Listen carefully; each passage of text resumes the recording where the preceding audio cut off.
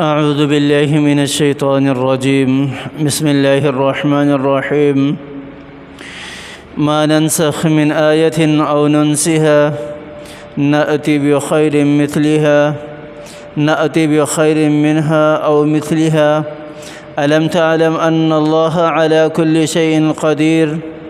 ألم تعلم أن الله له ملك السماوات والأرض وما لكم من دون الله من ولي ولا نصير. صدق الله العظيم. اللہ تعالیٰ نے ان آیات کے اندر 3 چیزوں کا ذکر کیا ہے. سب سے پہلی چیز نسخ ہے. اللہ تعالیٰ نے نسخ کا ذکر کیا. دوسرے نمبر پر اللہ تعالیٰ نے اپنی قدرت کا ذکر کیا.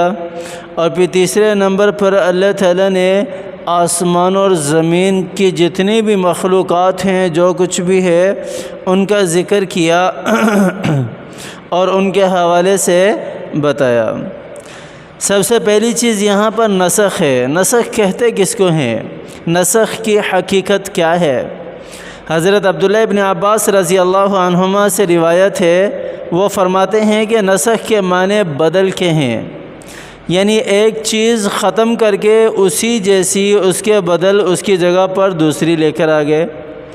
اسی طرح امام مجاہد فرماتے ہیں کہ نسخ کے معنی مٹانے کے ہیں، کہ ایک چیز تھی اس کو مٹا دیا، جو کبھی لکھنے میں باقی رہتی ہے اور حکم بدل جاتا ہے.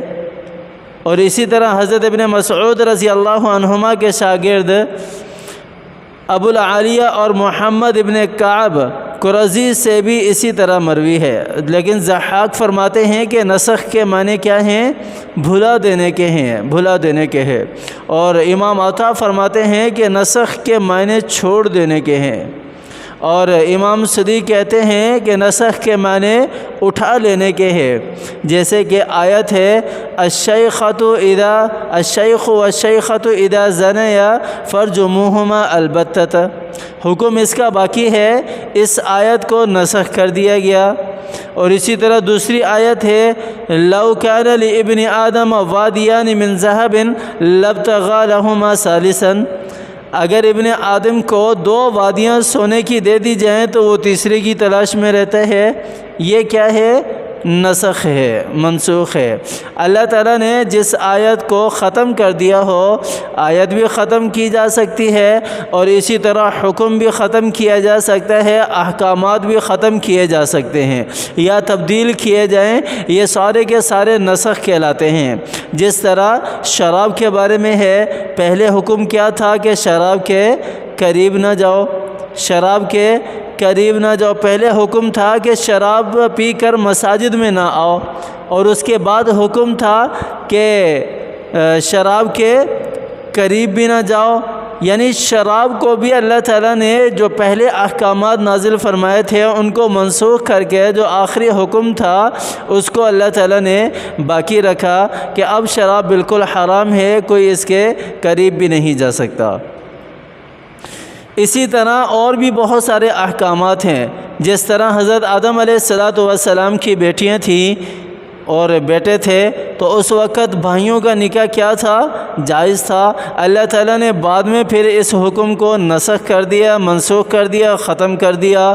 دوسرا حکم آ گیا کہ اب کوئی بھی بھائی جو ہے وہ اپنی بہن سے نکاح نہیں کر سکتا اور بہن اپنے بھائی سے نکاح نہیں کر سکتی. اگر کرے گی تو وہ حرام کام ہے. اور اسی طرح حضرت نوح علیہ السلام کہ کشتی میں جو جانور سوار تھے اس وقت ہر جانور کھانا حلال تھا، لیکن یہ حکم بعد میں نسخ کر دیا گیا، بعد میں منسوخ کر دیا گیا کہ اب یہ جانور جو ہیں یہ تمہارے لیے حلال ہے اور یہ تمہارے لیے حلال نہیں ہے. اور اسی طرح حضرت ابراہیم علیہ السلام کو حکم ہوا اپنے بیٹے کو ذبح کرنے کا کہ وہ اپنے بیٹے کو ذبح کر دیں. لیکن اللہ تعالیٰ نے ذبح کرنے سے پہلے ہی اس حکم کو کیا کیا؟ ختم کر دیا۔ اور اسی طرح حضرت بنی اسرائیل کے جو لوگ تھے، اللہ تعالیٰ نے انہیں حکم منع کیا تھا بچڑے کی عبادت کرنے سے، تو جو بچڑے میں پڑ گئے تھے ان کا حکم کیا تھا؟ ان کی توبہ کیا تھی؟ قتل کرنا تھا۔ لیکن اللہ تعالیٰ نے اس حکم کو ختم کر دیا۔ اس کی جگہ اب توبہ کیا ہے؟ اللہ کی بارگاہ میں ہاتھ اٹھاؤ اور استغفر اللہ کہہ لو، اللہ کی بارگاہ میں گڑ گڑا لو، دو آنسو بہا لو، یہ بندے کی توبہ ہے، اور آئندہ نہ کرنے کا وہ عہد کر لے۔ تو یہ کیا ہے؟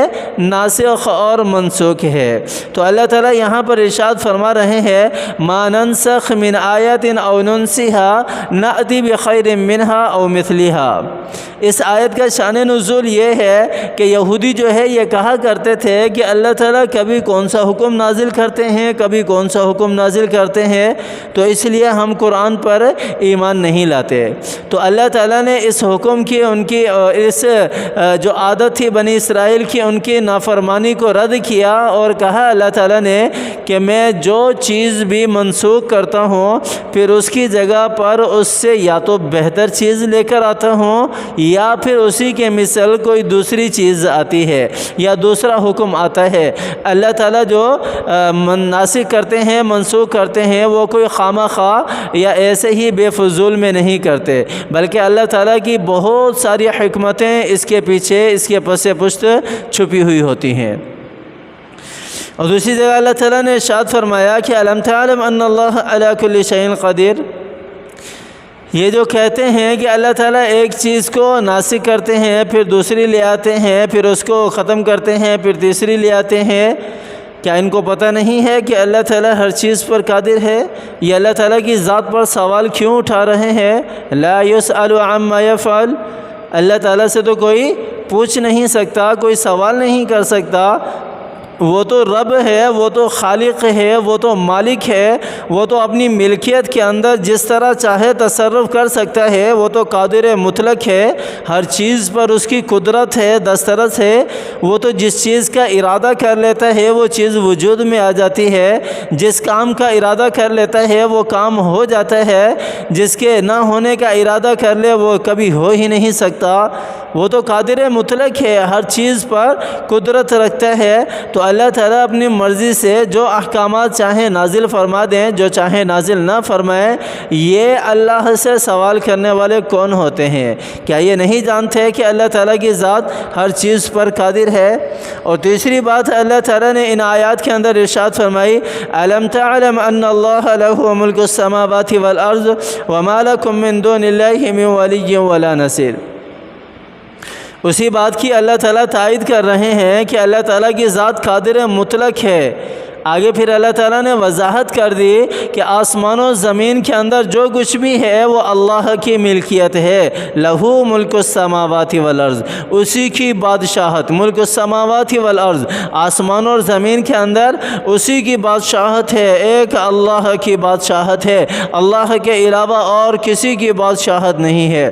جس طرح وہ چاہتا ہے اسی طرح اس کائنات کے اندر ہوتا ہے، اگر وہ نہ چاہے تو کائنات کا پتہ بھی نہیں ہل سکتا، ادھر سے ادھر نہیں ہو سکتا۔ الم تعلم وما لکم من دون اللہ من ولی ولا نصیر، اور اللہ کے سوا تمہارا کوئی مددگار بھی نہیں ہے، کوئی دوست بھی نہیں ہے، یہ بھی تم جانتے ہو، یہ بھی تم جانتے ہو کہ اللہ کے سوا ہمارا کوئی مددگار نہیں ہے، اللہ کے سوا ہمارا کوئی دوست نہیں ہے۔ وہی اللہ کی ذات ہے جس کے قبضے قدرت میں ہے سارے کے سارے تصرفات۔ آج اگر کسی کے اوپر مشکل وقت ہے نا، وہ بھی اللہ کی طرف رجوع کرے۔ آج اگر کسی کے اوپر آسانیاں ہے، فراوانیاں ہے، وہ بھی اللہ کی طرف رجوع کرے، کیونکہ سارے کے سارے تصرفات اللہ کے ہاتھ میں ہے۔ وَتِلْكَ الْأَيَّامُ نُدَاوِلُهَا بَيْنَ النَّاسِ، یہ دن تو لوگوں کے درمیان گردش کرتے رہتے ہیں۔ آج اگر کسی کے پاس مال و دولت ہے تو کل وہ فقیر بھی بن سکتا ہے، آج اگر کوئی فقیر ہے تو وہ کل مال و دولت بھی اس کے پاس آ سکتی ہے، اور ایسا ہوا بھی ہے اور بہت سارے لوگوں نے اپنی آنکھوں سے دیکھا بھی ہے۔ تو پھر اللہ کی طرف رجوع کرنا چاہیے۔ چاہیے، ہر حال میں اللہ کی طرف رجوع کرنا چاہیے، اللہ کی ذات سے کبھی مایوس نہیں ہونا چاہیے۔ وہی ذات ہے سب کو دینے والی، وہی ہر ایک کا رب ہے، میرا رب بھی وہی ہے، آپ کا رب بھی وہی ہے، اللہ ہی کی ذات ہے، ہر چیز کو کھلانے والی، ہر چیز کو پلانے والی، ہر چیز کو سلانے والی، ہر ایک کو رزق دینے والی، لہٰذا اسی کے احکامات پر عمل کرنا چاہیے، اسی کی نازل کردہ کتاب قرآن پاک پر عمل کرنا چاہیے، اس پر عمل کر کے اپنی زندگی گزارنی چاہیے۔ اللہ تعالی ہمیں سمجھ عطا فرمائے۔ اللہ تعالی سے دعا کیا کریں، اللہ تعالی ہمارے جتنے بھی پیارے بیمار ہیں، ہم میں سے جو بھی بیمار ہیں، اللہ تعالی ہمیں بھی صحت یابی والی زندگی دے، اللہ تعالی ہمارے پیاروں کو بھی صحت یابی والی زندگی دے، عافیت والی زندگی دے، بیماریوں سے اللہ تعالی ہماری بھی اور ہمارے پیاروں کی بھی حفاظت فرمائے، اور جتنے بھی ہمارے دوست احباب ہمارے پیارے اس دنیا سے جا چکے ہیں، اللہ تعالی سب کی کامل مغفرت فرمائے، سب کی قبروں کو جنت کا باغ بنائے، سب کی قبروں کو نور سے منور فرمائے، سب کو جنت الفردوس میں اعلیٰ مقام عطا فرمائے۔ اللہ تعالیٰ دنیاوی اور اخروی ذلت و رسوائی سے اللہ تعالیٰ میری بھی اور آپ کی بھی حفاظت فرمائے۔ اللہ تعالیٰ دنیاوی اور اخروی محتاجی اور معذوری سے اللہ تعالیٰ حفاظت فرمائے۔ اللہ تعالیٰ سے عافیت والی زندگی چاہتے ہیں، میرا اللہ ہمیں عافیت والی زندگی دے، مجھے بھی عافیت والی زندگی دے، آپ کو بھی عافیت والی زندگی دے۔ خاتمہ ہو تو ایمان کی حالت میں ہو، جب تک زندہ رہیں تو ایمان کی حالت میں رہیں۔ اللہ تعالی ہمیں سمجھ کر آخرت کو سامنے رکھ کر زندگی گزارنے کی توفیق عطا فرمائے۔ آمین ثم آمین، وآخر دعوانا ان الحمد للہ رب العالمین۔